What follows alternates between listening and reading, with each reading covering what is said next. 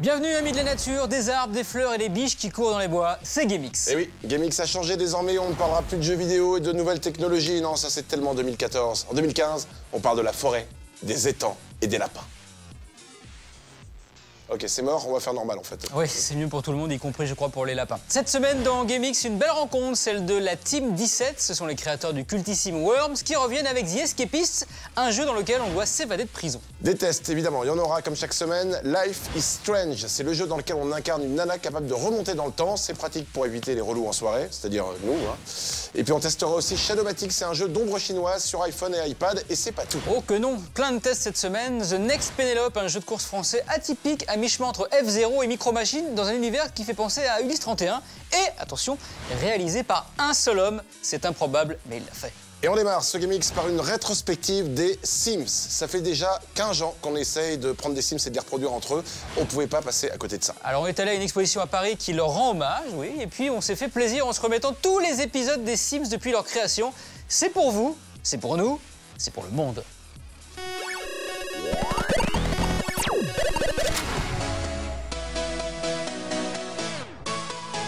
Vous l'avez peut-être oublié, mais nos amis les Sims ont récemment fêté leurs 15 années d'existence. L'occasion pour nous de faire une petite rétrospective sur le plus connu des simulateurs de vie au monde. Il faut dire que l'aventure a démarré en 2000 grâce à un certain Will Wright, déjà connu pour SimCity, un jeu de création et de gestion de ville. À l'époque, les Sims créent immédiatement l'engouement, avec un principe inédit, gérer son avatar, trouver un job, fonder une famille, répondre à leurs besoins sans aucune vraie finalité. Carton plein, ce premier épisode connaîtra un succès sans précédent avec 16 millions d'exemplaires vendus à travers le monde. Les Sims 2 prennent la relève en 2003 et introduisent enfin la 3D. On peut maintenant suivre toutes les étapes de leur vie, de leur premier pas jusqu'à leur mort.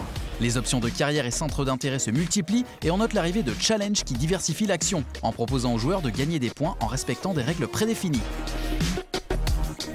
Les Sims 3 se montrera lui 5 ans plus tard en 2009. Il sera cette fois-ci surtout apprécié pour la liberté qu'il offre. On peut désormais se balader librement dans toute la ville sans aucune transition ni chargement. Les Sims disposent également de traits de caractère uniques qui ont une influence sur leur comportement vis-à-vis des autres Sims. Une nuée d'extensions verront le jour et des versions console seront aussi de la partie. En septembre dernier, les Sims 4 ont marqué leur grand retour. Les développeurs ont ici décidé de revoir tous les outils de conception pour les rendre les plus intuitifs possibles.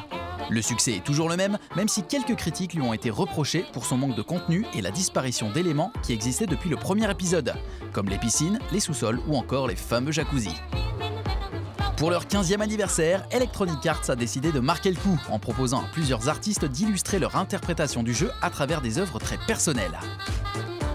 L'espace Oppidum à Paris a donc pu accueillir différentes créations artistiques. Nous nous sommes arrêtés sur quelques-unes d'entre elles auprès de leurs créateurs, comme par exemple ici avec l'artiste Oskunk. J'ai représenté le prisme et j'ai voulu faire un côté un peu tatouage, un peu décalé avec toutes ces bulles, toutes les bulles qu'on peut voir en fait dans le jeu Les Sims. D'autres ont par exemple mixé l'icône de la série, le prisme, avec une galerie de personnages fictifs. Il y a toujours un côté un peu rétro, des vieilles moustaches, petit chapeau melon, et c'est toujours des formes assez simples, des personnages très posés. Et voilà, c'est le genre de personnage que moi j'ai l'habitude de dessiner. Enfin, un peu plus de fantaisie ici avec l'œuvre de Ronan Toulout, qui rappelle l'épisode médiéval des Sims sorti en 2010. Mon idée première était le concept, c'était l'ombre projetée du joueur qui représente l'univers intérieur ou l'univers virtuel dans lequel il se projette. On peut effectivement être un magicien, un vampire, on peut développer son empire avec des zombies ou de grandes armées et tout. De belles illustrations, du beau monde et surtout un très bon gâteau aux couleurs du jeu. Les Sims ont eu droit ici à un bel anniversaire et on leur souhaite d'ailleurs encore de belles années devant eux. Attention, maintenant, c'est le moment coup près de l'émission, ce sont les tests de GameX. Vous le savez, notre boulot, c'est de jouer à des jeux vidéo tout en mangeant exclusivement des pizzas, du Nutella à la cuillère et en ne buvant que du Coca. Alors statistiquement, avec ce régime, on est décédé il y a déjà 4 ans. Mais comme on est encore vivant, on vous fait partager nos vies grâce à nos tests. Et cette semaine, nous avons testé un jeu indépendant qui s'appelle The Next Penelope. Alors c'est un jeu de course qui est développé par un seul homme. Il s'appelle Aurélien Regard et comme il déteste sa famille et que si quelqu'un lui parle, il le mange, du coup il n'avait pas d'autre choix que de faire son jeu tout seul. C'est un jeu de course futuriste, une sorte de croisement entre F0 et Micro Machines, le tout dans un univers librement inspiré d'Ulysse 31. Autant dire qu'Aurélien Regard, en plus d'être seul, est totalement drogué dans sa tête. Autre test, Shadowmatic, c'est sur iPhone et c'est sur iPad, c'est un jeu d'ombre chinoise. Ah, ça paraît chiant comme ça, mais à jouer ça l'est encore plus. On démarre aussi ces tests avec Life is Strange. Absolument, c'est dispo sur PS3, PS4, Xbox 360, Xbox One et PC. Ouais, enfin, c'est disponible partout finalement. Oui, en fait, moi, mais j'avais anticipé toutes les consoles que je faisais, c'est une sorte de pari que je me suis fait dans ma tête. C'est pas bête. Alors, vous êtes dans la peau, dans ce jeu d'une adolescente qui peut remonter dans le temps, ce qui est pratique, par exemple quand on a une grosse envie de faire pipi, big up d'ailleurs aux grands-parents qui nous regardent dans leur couche. Absolument. C'est l'épisode 1 de ce jeu d'énigmes et on démarre les tests avec. Allez, hop, hop, hop. J'aime bien dire hop, hop, hop. Ouais. Quand je sais pas quoi dire, en fait, je dis hop, hop, hop. Ah bah alors, hop, hop, hop. Hop, hop, hop. Hop, hop, hop.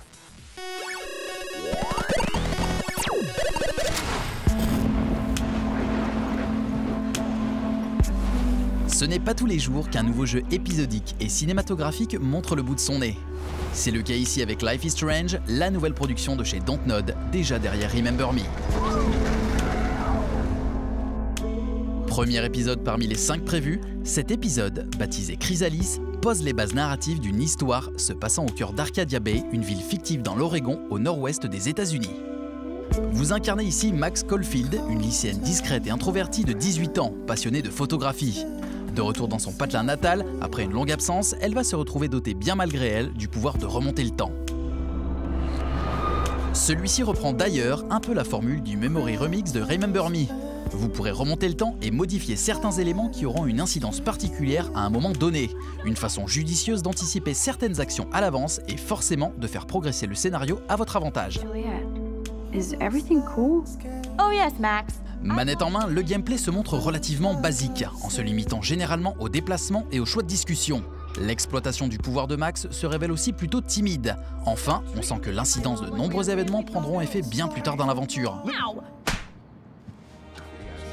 En attendant pour 5 €, cela vaut tout de même le coup d'essayer ce voyage de 3 heures accompagné d'une bande originale aux inspirations folk rock extrêmement réussies. Life is Strange épisode 1 est en définitive un jeu avec de belles promesses et un style envoûtant. Dommage que l'aventure mette un peu de temps à décoller, mais pas de doute, les choses devraient s'emballer d'ici 6 semaines, le délai avant la sortie du prochain épisode. Ready. 3, 2, 1.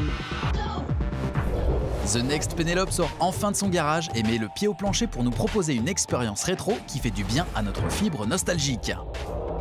Combinant à la fois la vue du dessus d'un Micro Machine et la nervosité d'un F0, The Next Penelope nous conte l'histoire de la femme d'Ulysse à travers un jeu de course original et exigeant.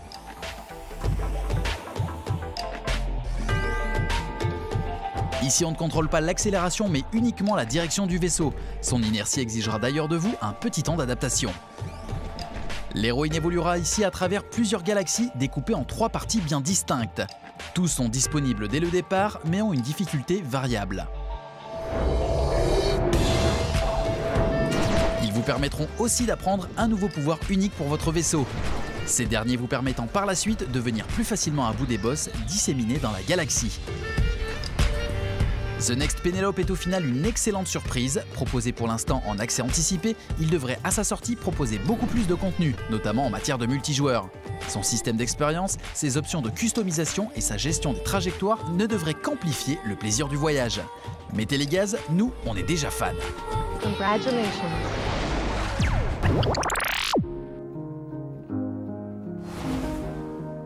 Si vous êtes nostalgique de cette époque où faire des ombres chinoises contre un mur pouvait vous occuper pendant des heures, alors vous risquez d'adorer Shadowmatic, un jeu basé sur ce principe, pour l'instant exclusif aux plateformes iOS.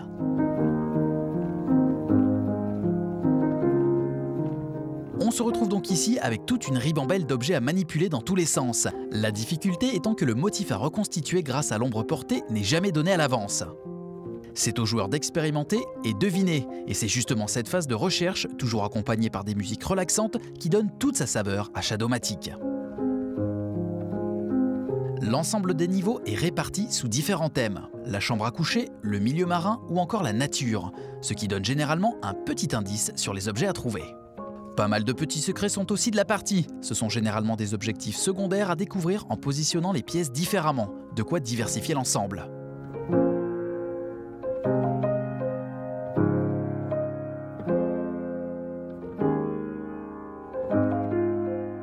Shadowmatic est une belle petite surprise, un jeu partant d'un principe simple mais appuyé par une belle réalisation et un contenu conséquent et surprenant. Pour 3 petits euros, il serait peut-être dommage de passer à côté. GameX, ce n'est pas qu'une émission sur les jeux vidéo, c'est aussi une émission de rencontres. Sur Tinder, sur Adoptamec, tout ça, enfin voilà. Ouais, enfin, sauf que là, en fait, c'est pas du tout ce genre de rencontre dont on va parler. On a rencontré les gens de la Team 17. Ce sont les créateurs du cultissime jeu Worms, les fameux petits vers de terre. Ah bon? Parce que moi, sorti de Tinder ou Cougar Avenue, les rencontres, ça me fatigue en fait. C'est pas grave. Alors, The Escapist, c'est le tout nouveau jeu créé par ces Anglais et il sort ce mois-ci. Ouais, mais en plus, ils sont anglais. On m'a dit que c'est galère de pécho en français. S'il faut en plus pécho en anglais, ça va devenir compliqué. Là. Alors, dans leur nouveau jeu, en fait, c'est un jeu de type bac à sable. C'est-à-dire que votre but, c'est de vivre le quotidien comme vous le voulez dans une prison. Vous faites ce que vous voulez et à la fin, il faut réussir à vous en évader. Alors, les rencontres en prison, ça, c'est intéressant. Enfin, surtout, t'as pas le choix parce que, bon, une fois qu'il est derrière toi, généralement, il est trop tard. Voilà. Alors donc la Team 17, The Escapist et la rencontre avec Chris Davis, c'est le développeur du jeu, et bien c'est maintenant. Ah, Chris Davis, alors ça, tu vois, ça me dit quelque chose. Je crois que je l'ai déjà croisé. C'était où sur Net Échangisme ou sur... Ah, peut-être sur Badou. Badou, voilà. Il faut vite que tu... Je sais que je baise, ouais. Ouais. Et puis vite. Maintenant, si quelqu'un... là, maintenant, là, quelqu'un, un animal, une peluche, enfin, un truc, quoi.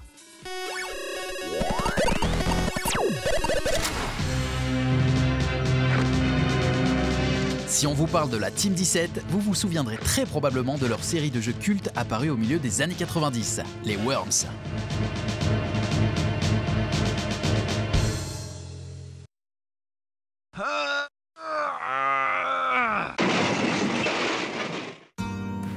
Nous nous sommes justement intéressés à la dernière production de l'éditeur, The Escapist, un jeu carcéral qui a émergé grâce au financement participatif.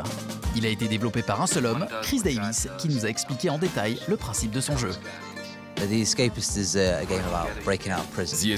est un jeu dans lequel il faut sortir de prison par tous les moyens possibles. Il existe pour cela un tas de possibilités qu'il faudra expérimenter par vous-même. Vous partez avec rien en poche et vous faites face à une certaine routine carcérale avec ses obligations. Vous allez devoir trouver un job, vous faire des amis, chercher des failles pour trouver un quelconque moyen de vous faire la malle.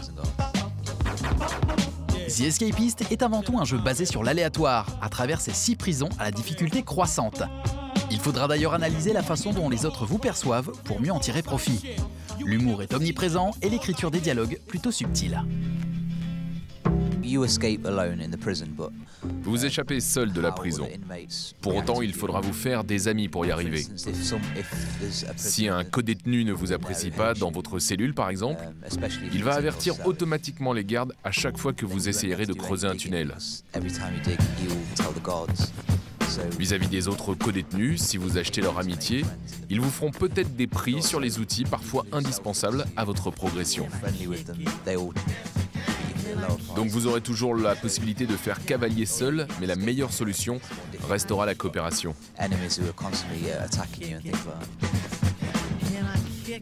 Au fil de votre progression, vous pourrez également augmenter vos stats, comme la force et la vitesse, par l'intermédiaire d'activités qui grignoteront votre jauge d'énergie. L'intelligence vous permettra, elle, d'exercer jusqu'à 10 métiers différents. Ces derniers vous permettront d'accumuler de l'argent pour dealer avec vos frères d'armes différents objets que vous pourrez combiner.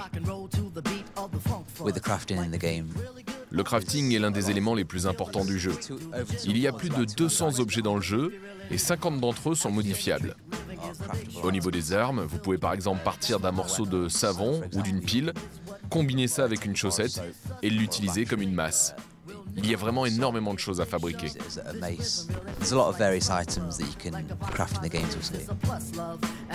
Avec tout ce matériel, il faudra éviter d'attirer l'attention, auquel cas vous et votre chambre serez fouillés et vos outils confisqués.